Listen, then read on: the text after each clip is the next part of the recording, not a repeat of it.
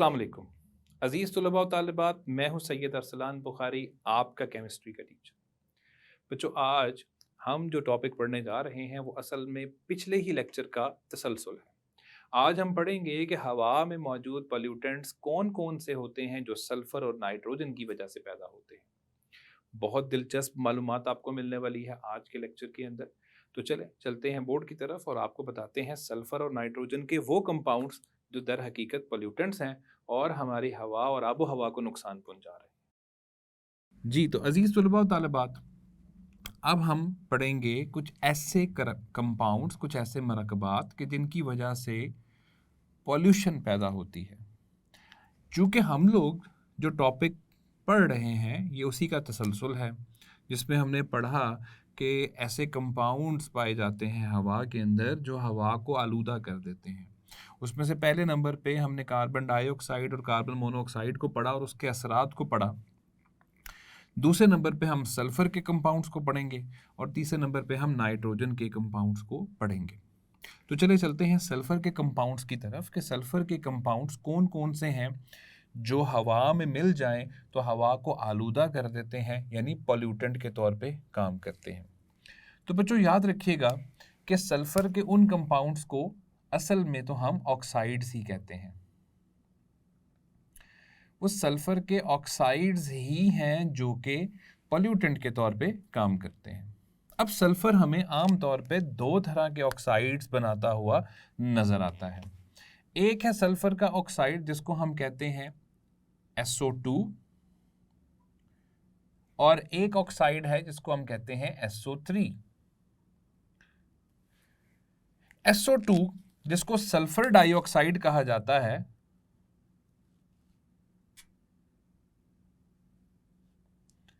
ये बहुत ज़्यादा पाया जाता है। अभी हम इसको पढ़ते हैं कि ये कहाँ कहाँ से, किन किन ज़राए से ये बनता है। लेकिन सबसे पहले ये ज़हन में रखिएगा कि अगर आप सल्फ़र के ऑक्साइड्स की बात कर रहे हैं, यानी SO2 और SO3 की बात कर रहे हैं, तो एक बात ज़हन नशीन कर लें कि SO2 जो है वो एक ज़्यादा बड़ा पोल्यूटेंट है SO3 की निस्बत। वजह यह है कि SO3 बहुत कम दिखने में आई है और SO3 जो है असल में वो SO2 से ही बनता है, लेकिन उसको बनाने के लिए जो ख़ास किस्म की हमें शराइत की ज़रूरत पड़ती है, वो शराइत हम आम हालात में पैदा नहीं कर सकते।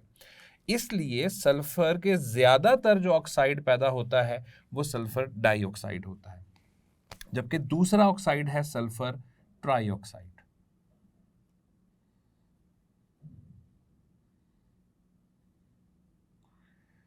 इसको हम कहते हैं सल्फ़र ट्राइऑक्साइड। अब सवाल ये पैदा होता है कि सल्फ़र के ये ऑक्साइड्स हमें कहाँ से और किन ज़राए से बनते हुए नज़र आते हैं और बिल आखिर फिर ये हवा के अंदर खारिज किए जाते हैं। आखिर वो ज़राए कौन से हैं, आखिर वो सोर्सेस कौन से हैं कि जहाँ से ऑक्साइड्स सल्फ़र के पैदा होते हैं। तो इसमें सबसे जो बड़ा एक ज़रिया है, जो एक सोर्स है सबसे बड़ा, वो है फॉसिल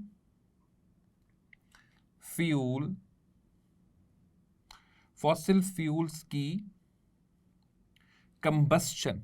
यानी फॉसिल फ्यूल्स को जब हम आग लगाते हैं, फॉसिल फ्यूल्स की कंबस्शन जो है, उसके जलने का जो अमल है, उससे ये पैदा होते हैं। तो फॉसिल फ्यूल्स की कंबस्शन। तो बच्चों ये कंबस्शन से पैदा होते हैं फॉसिल फ्यूल्स की। अब बहुत सारे बच्चे सोचेंगे, वो कहेंगे कि सर फॉसिल फ्यूल्स तो हमने पढ़ा है कि वो पेट्रोलियम होता है और कोयला होता है या नेचुरल गैस होती है, कुदरती गैस, तो सर उसमें सल्फ़र कहाँ से आ गया। बच्चों याद रखिएगा, सल्फ़र को ज़ेरे ज़मीन बहुत ज़्यादा मिकदार में बनाया गया है हमारी कुदरत की तरफ से। तो जब हम ज़मीन के अंदर से निकालते हैं फॉसिल फ्यूल्स को, तो बहुत सारा सल्फ़र उसके अंदर मिल चुका होता है और जब ये फॉसिल फ्यूल्स जलते हैं तो इनके जलने से सल्फ़र के ऑक्साइड्स जो हैं वो पैदा हो जाते हैं। तो सबसे जो बड़ा एक ज़रिया है सल्फ़र के ऑक्साइड्स के पैदा होने का, वो है फॉसिल फ्यूल्स की कंबस्चन, फॉसिल फ्यूल्स के जलने का अमल। और मैं फिर आपको बता दूं कि सल्फ़र उनके अंदर बहुत ज़्यादा कसीर तादाद में पाया जाता है और हत्ता कि हम ज़मीन में से और बहुत सारी चीज़ों को निकालते हैं तो उसमें से सल्फ़र निकल आता है।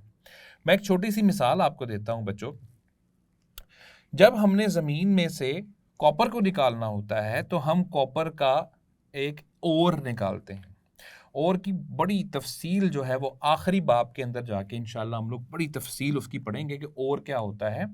ज़मीन में से जब हम मेटल को निकालते हैं तो मेटल जो अपनी एक नाखालिस हालत में निकलता है, इम्प्योर फॉर्म में निकलता है, उस नाखालिस हालत को क्या कहा जाता है? उस नाखालिस हालत को ओर कहते हैं। तो जब हम ज़मीन की खुदाई करते हैं कॉपर को निकालने के लिए या आयरन को निकालने के लिए तो सल्फ़र खामखा उसके साथ जुड़ा होता है और निकल आता है। मिसाल के तौर पे कॉपर हमें CuFeS2, ये कॉपर का एक ओर है जो मैंने आपके सामने लिखा है जिसका नाम है कॉपर पायराइट। तो ये कॉपर पायराइट के अंदर हमें खामखा सल्फ़र नज़र आ रहा है। तो यही बात मैंने भी आपको थोड़ी देर पहले बताई है अजीज़ तलबा व तालिबात कि जब हम ज़मीन की खुदाई करते हैं फॉसिल्स को निकालने के लिए तो उसमें खामखाई सल्फ़र की एक कसीर तादाद जो है उसके अंदर शामिल हो चुकी होती है। तो जब भी गाड़ियों के अंदर वो चीज़ जलती है तो गाड़ियों के अंदर उस चीज़ के जलने की वजह से क्या होता है कि सल्फ़र जब जलता है तो वो अपने ऑक्साइड्स के अंदर तब्दील हो जाता है और SO2 वहाँ से पैदा हो जाती है। तो सबसे जो पहला ज़रिया है वो है फॉसिल फ्यूल्स की कंबस्चन। अब ये कहाँ पर हो रही है? हम देखते हैं कि फॉसिल फ्यूल की कंबस्चन हमें गाड़ियों में होती हुई नजर आती है। इसके अलावा घरों के अंदर हम कुदरती गैस को भी जला रहे हैं। इसके अलावा फैक्ट्रियां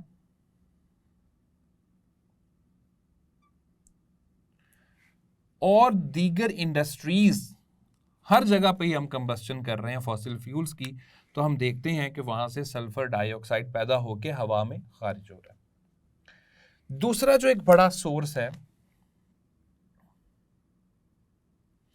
वो है जी मेटल इंडस्ट्रीज।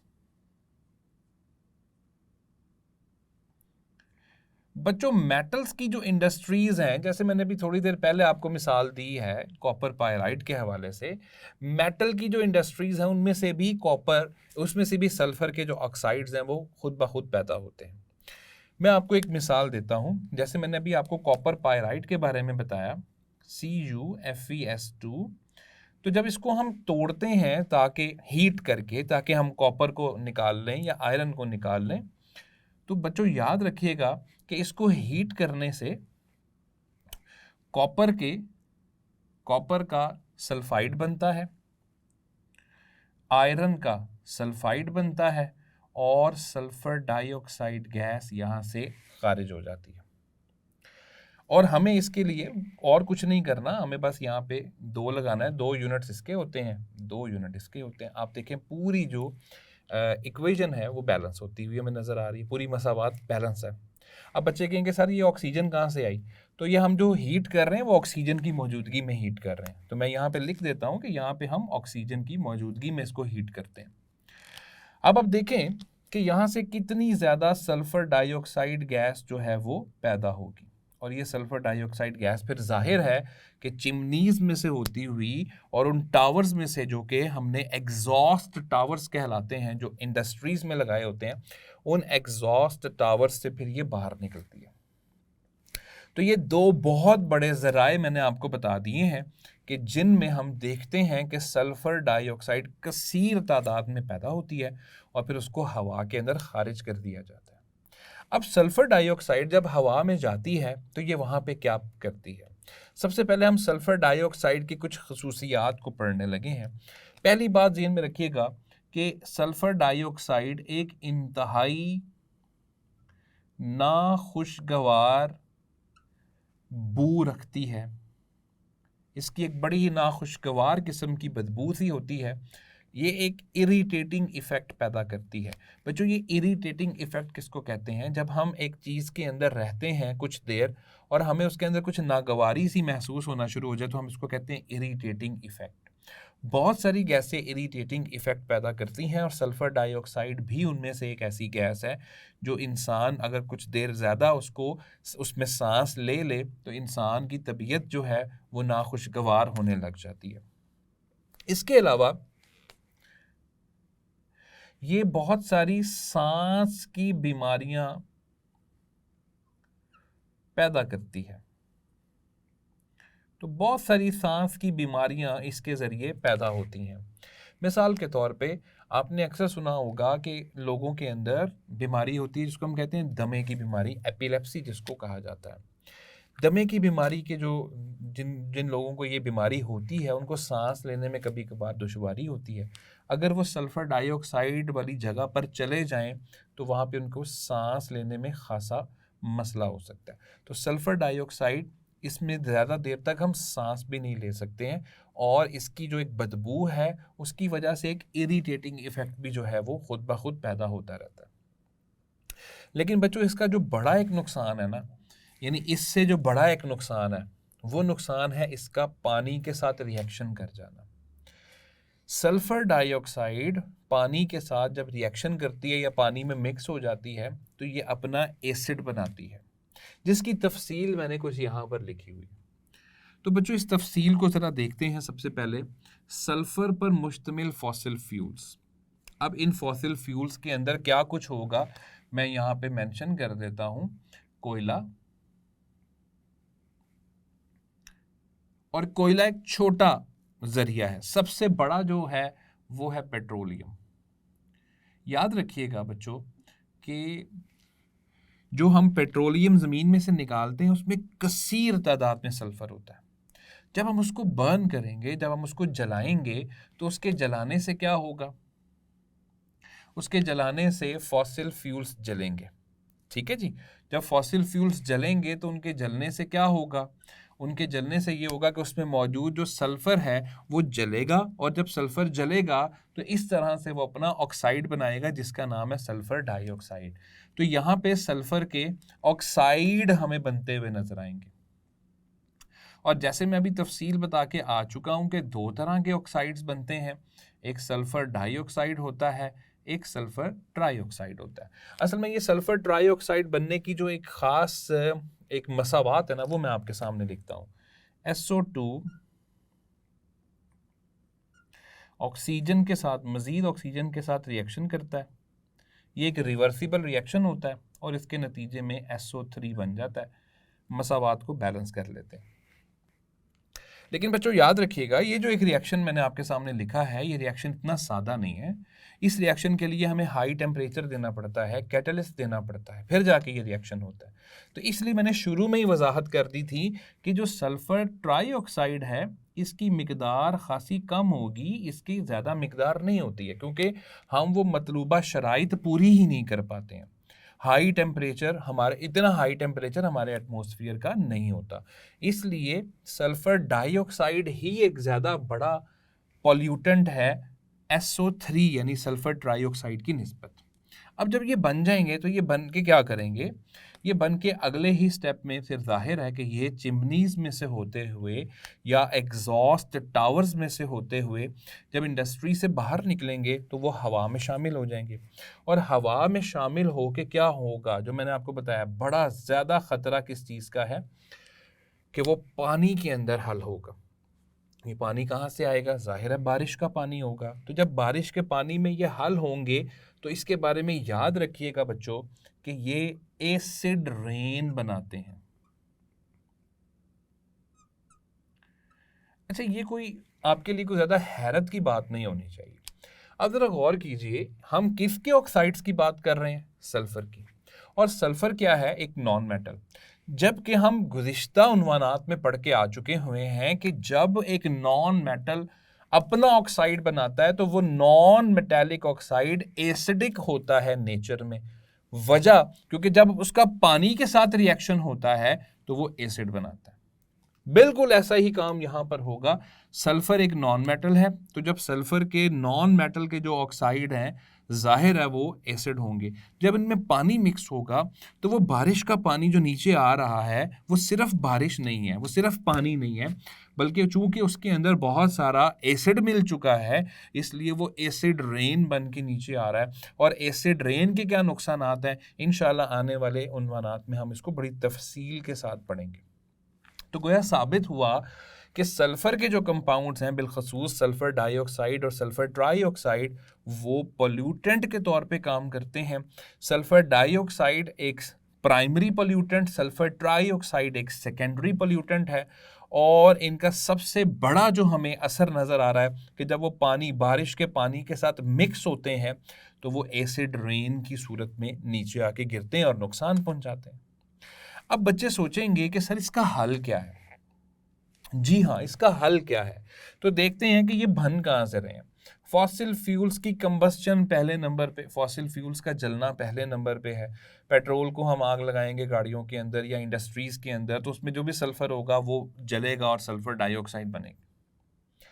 तो क्यों ना हम एक काम कर लें कि हम इन फॉसिल फ्यूल्स की पहले रिफाइनिंग कर लें। ये जो बड़ी बड़ी रिफाइनरीज हम चलते हुए देखते हैं, उन रिफाइनरीज के अंदर एक काम ये भी होता है कि फॉसिल फ्यूल्स के अंदर से, बिलखसूस पेट्रोलियम के अंदर से पहले ही सल्फर को निकाल लिया जाता है। सल्फर और उसके कंपाउंड्स को पहले ही उसके अंदर से निकाल लिया जाता है, उसके बाद वो हमारी मार्केट में आता है और फिर हम उसको गाड़ियों के अंदर और मुख्तलिफ फैक्ट्रीज वगैरह में इस्तेमाल करना शुरू करते हैं। तो ये इसका सबसे बड़ा एक हमें एक जो हमें काम करने की ज़रूरत है वो ये है कि हम फॉसिल फ्यूल्स की पहले रिफाइनिंग कर लें और रिफाइनिंग करके उसमें से सल्फ़र और उसके मरकबात को पहले ही अलग कर लें। एक तो काम ये हो गया। दूसरा काम कि सल्फ़र डाइऑक्साइड गैस यहाँ से पैदा हो रही है और ये काम कहाँ हो रहा है? मेटल इंडस्ट्रीज़ में हो रहा है। तो अब हमने क्या करना शुरू कर दिया है अजीज़ तलबा व तालिबात, अब हम मेटल इंडस्ट्रीज़ के अंदर जहाँ से इस तरह की गैसेस खारिज हो रही हैं, हम क्या करते हैं, हमने वहाँ पे ये करना शुरू कर दिया कि हमने कैटालिटिक कन्वर्टर इस्तेमाल करने शुरू कर दिए। कैटालिटिक कन्वर्टर की वर्किंग भी आपको इंशाल्लाह एक लेक्चर के अंदर बड़ी तफसील के साथ मैं समझाऊंगा, लेकिन उसका काम क्या होता है? उसका असल काम होता है कि वो एक ज़्यादा नुकसानदेह चीज़ को कम नुकसानदेह चीज़ के अंदर तब्दील कर देता है। फ़र्ज़ कीजिए SO2 बन रहा है, तो SO2 को खारिज करने से पहले इसको किसी और चीज़ के अंदर हम तब्दील कर देंगे जिसका नुकसान इसके मुकाबले में कम हो, और अब इंडस्ट्रीज़ के अंदर ये काम हो रहा है। तो याद रखिएगा, हम ये जो चैप्टर पढ़ रहे हैं जिसका एनवायरमेंटल केमिस्ट्री से उसका ताल्लुक है, याद कीजिए मैंने आगाज़ में ही बताया था कि हम सिर्फ हाथ पे हाथ धरे नहीं बैठे रहेंगे, हम उन चीज़ों का हल भी निकालेंगे। तो अगर सल्फ़र की वजह से पॉल्यूशन हो रही है और सल्फ़र के कंपाउंड्स पोल्यूटेंट्स के तौर पे काम कर रहे हैं, तो हमारे पास उसका हल भी है। पहला हल ये है कि फॉसिल फ्यूल्स की रिफाइनिंग कर ली जाए, सल्फ़र और उसके मरकबात को पहले ही अलहदा कर लिया जाए।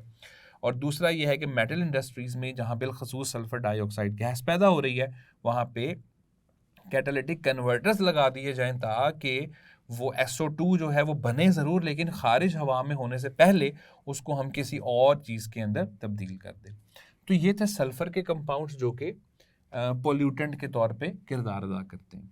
अब आते हैं नाइट्रोजन के कंपाउंड्स की तरफ कि नाइट्रोजन के कंपाउंड्स कौन से हैं जो पोल्यूशन पैदा करते हैं। बच्चों याद रखिएगा, नाइट्रोजन के वो कंपाउंड्स जो पोल्यूशन पैदा करते हैं उनको NOx से हम आम तौर पे शो करते हैं, दिखाते हैं। क्या वजह है NOx लिखने की? उसकी वजह ये है कि ये एक से ज़्यादा हैं जो पोल्यूशन पैदा करते हैं। वहाँ हमने देखा है कि ज़्यादातर SO2 है, फिर SO2 बाद में SO3 के अंदर तब्दील होती है। लेकिन यहाँ पे क्या है, यहाँ पर एक से ज़्यादा कंपाउंड्स हैं जो पोल्यूटेंट के तौर पे काम करते हैं, इसलिए हम उसके नाम के साथ NOx लगा देते हैं, क्योंकि इसमें ऑक्सीजन के नंबर ऑफ एटम्स तब्दील होते हैं। कभी ऑक्सीजन का एक एटम होता है NO की सूरत में, NO2 भी है क्योंकि उसमें ऑक्सीजन के 2 एटम्स हैं। तो चूंकि वो दोनों मिलते जुलते हमें महसूस होते हैं, सिर्फ नंबर ऑक्सीजन के एटम्स का फ़र्क है, इसलिए हमने उसके साथ NOx लगा दिया। तो ये इनका एक जनरल फार्मूला है जिसके तौर पे आप इसको ज़हन में रख सकते हैं। बच्चों नाइट्रोजन के कंपाउंड्स के बारे में एक बात आपने ज़हन में रखनी है कि नाइट्रोजन, इसके ऊपर पहले भी हम खासी बहस कर चुके हैं कि नाइट्रोजन एक इनर्ट गैस है। अच्छा, इनर्ट गैस क्या होती है? इनर्ट गैस ऐसी गैस को कहा जाता है जो अनरिएक्टिव हो। अनरिएक्टिव यानी ये जल्दी करके रिएक्शन नहीं करती। तभी तो हमारे माहौल में, हमारे ट्रोपोस्फियर में ये 78% पाई जाती है। इसके इतने ज़्यादा मिकदार में पाए जाने का मतलब ही ये है, उसके पीछे वजह ही ये है कि ये किसी के साथ रिएक्शन नहीं करती। तो जब ये किसी के साथ रिएक्शन नहीं करती बच्चों, तो आप समझ सकते हैं कि ये अनरिएक्टिव है। तो नाइट्रोजन जल्दी करके हमारे माहौल में रिएक्शन नहीं करती, लेकिन एक जगह पर इसका रिएक्शन हो जाता है। अब वो कौन सी जगह है? जहां कहीं पर भी बहुत ज्यादा टेम्परेचर, जहां कहीं पर भी बहुत ज्यादा टेम्परेचर दिया जाएगा, नाइट्रोजन वहां पे रिएक्शन कर जाती है। अब आप कहेंगे कि सर हमारे माहौल में, हमारे ट्रोपोस्फियर में कितना को टेम्परेचर सर हम बढ़ा लेंगे? मतलब 50 डिग्री सेल्सियस पे चला जाएगा, जो कि आमतौर पे गर्मियों में जाता है। सर 55 पे चला जाएगा, इससे ज्यादा तो नहीं जाएगा। और 50-55 के ऊपर नाइट्रोजन फिर भी रिएक्ट नहीं करती। तो सर आप कह रहे हैं बहुत ज्यादा टेम्परेचर देना पड़ेगा। तो वो बहुत ज्यादा टेम्परेचर हम किस तरह से देंगे? बहुत ज्यादा टेम्परेचर देने के पीछे एक काम हो सकता है। वो क्या है? बिजली। जब बिजली कड़कती है ना, जिसको हम लाइटनिंग का नाम देते हैं, अब वो बिजली जब पास करती है, गुजरती है हमारी हवा के अंदर से, तो वहां पे बहुत ज्यादा टेम्परेचर पैदा हो जाता है, बहुत ज्यादा एनर्जी पैदा हो जाती है, क्योंकि वो हाई वोल्टेज करंट है।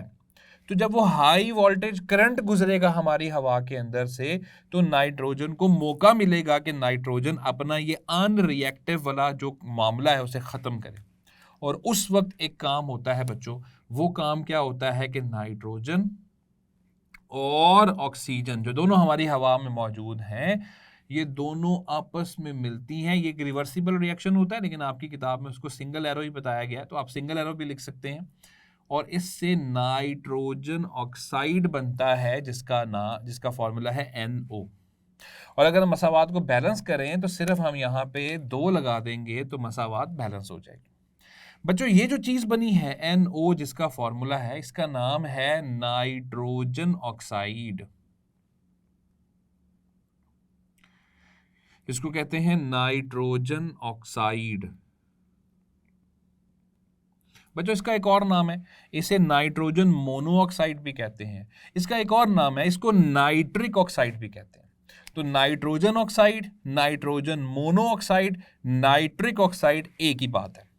ये नाइट्रोजन ऑक्साइड बनता है, लेकिन मैं आपको फिर बता रहा हूं कि ये काम बहुत ज्यादा टेम्परेचर देने के ऊपर होता है। और वो टेम्परेचर हमने नहीं दिया, वो टेम्परेचर बादलों से जो बिजली कड़की है, लाइटनिंग का जो अमल हुआ है, उससे वो टेम्परेचर पैदा हुआ। चूंकि वो एक हाई वोल्टेज करंट था, आपने देखा है कि अगर वो जमीन पे भी आके गिरती है तो वो तबाही फैलाती है। चूंकि वो हाई वोल्टेज करंट है, तो वो इतना ज्यादा टेम्परेचर बढ़ा देती है, जिसकी वजह से नाइट्रोजन फिर इनर्ट नहीं रहती है। हाई टेम्परेचर की वजह से नाइट्रोजन रिएक्शन कर जाती है, और रिएक्शन करके नाइट्रिक ऑक्साइड के अंदर तब्दील हो जाती है।